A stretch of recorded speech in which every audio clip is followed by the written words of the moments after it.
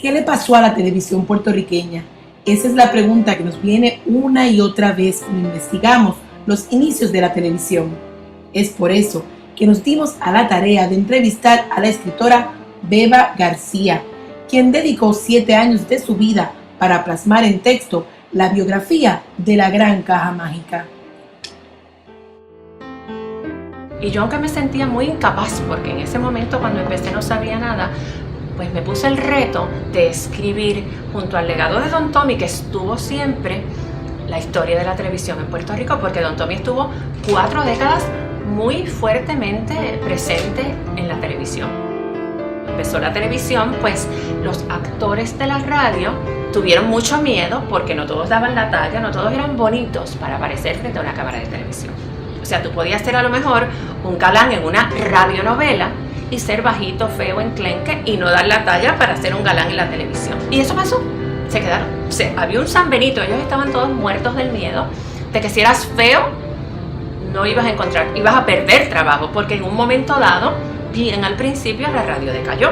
Todo el dinero de los anunciantes fue a pasar a este nuevo medio, a este monstruo que llegaba a Puerto Rico, que era la televisión. Después se niveló, como hoy en día, que tanto se oye radio como se ve televisión. Pero en ese momento eso fue lo que ocurrió. Bien interesante. Cuando le preguntamos la diferencia entre la televisión de antes a la de ahora, nos relata. Había muy poco dinero y sin embargo se hacía una televisión de una calidad extraordinaria, maravillosa. ¿Qué pasó? Yo te diría que para la época del finales del 80, a lo mejor ya a principios del 90, casi todo el mundo tenía cable TV en la casa.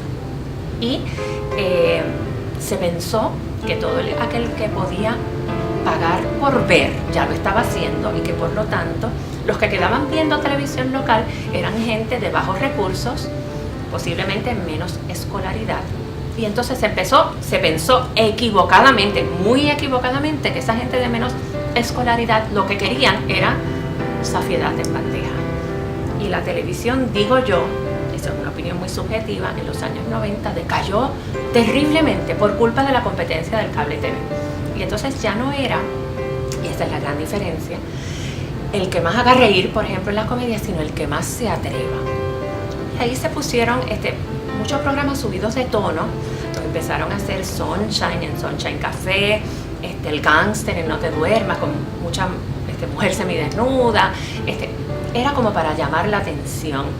Yo entiendo que, por ejemplo, eso fue un error muy grande bajo la calidad de la televisión. Mis padres, por ejemplo, en un principio no tenían cable TV porque ellos preferían la televisión en español, que les hablaran en su idioma, no porque querían ver cosas de poca calidad o porque tuvieran baja escolaridad de ellos. ¿Cuántos jibaritos no se llevaban las manos a la cabeza cuando vieron todo lo que se empezó, esa televisión tan subida de tono? Porque tú sabes que las cosas ocurren bien, o sea, cuando hay un cambio, el cambio es como muy marcado. O sea, de una televisión de familia, pues por llamar la atención y por competir con el cable TV, subieron mucho de tono la televisión local. Y yo digo que tocamos fondo.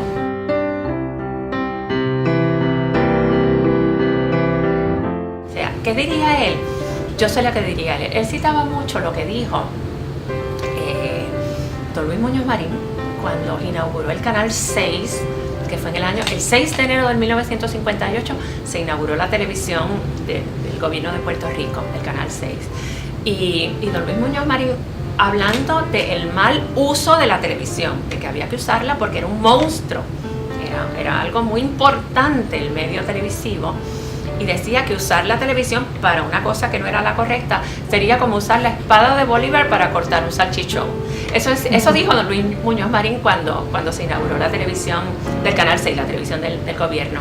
Y Don Tommy lo citaba mucho porque él hizo televisión hasta los años 90 y se quitó por desencanto.